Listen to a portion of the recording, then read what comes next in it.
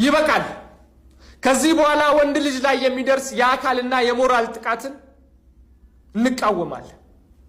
ከጥቂት ጊዜ ወዲህ ሴቶች በህቡ በመደራጀት ወንድ ልጅን አከርካሪውን ለማለትና ከምድረ ገጽ ለማጥፋት የተለያዩ ምክክሮችን እና ኢንተርናሽናል የሆኑ ግንኙነቶችን እያደረጉ መሆኑን ደርሰንበታል።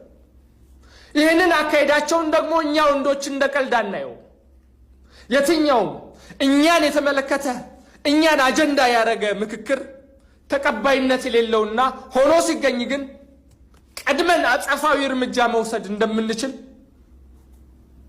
እንድታቁት እንመክራችኋለን። ወንድ ልጅ በሴት ልጅ ስሪት ላይ የራሱ የሆነ ዋጋ ከፍሏል። ይህንን ዋጋውን ለማሳጣት የሚካሄዱ የትኛውም አካሄዶች ተቀባይነት የላቸውም።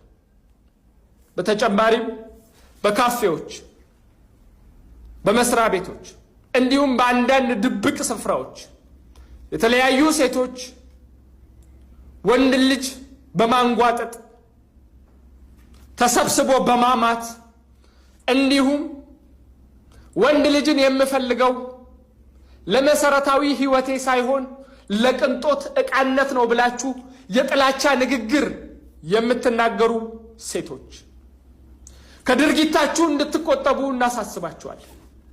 ካልሆነ ግን ድንገት ብን ብለን ጠፍተን ወንድ ልጆች ሆይ ወዴት ናችሁ?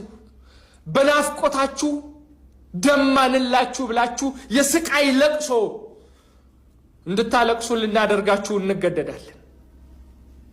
በመጨረሻም ለዘመናት ተፈቃቅረንና ተከባብረን የኖርን ሁለቱ ጾታዎች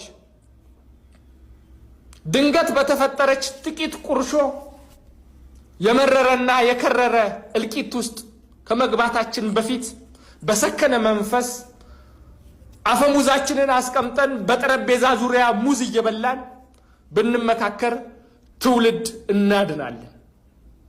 ወንድ ልጅን ማክበር ሴት ልጅን መጠበቅ ነው። ወንዶች ነበርን፣ ወደፊትም ወንዶች ነን። ድል ለጭቁን ወንዶች!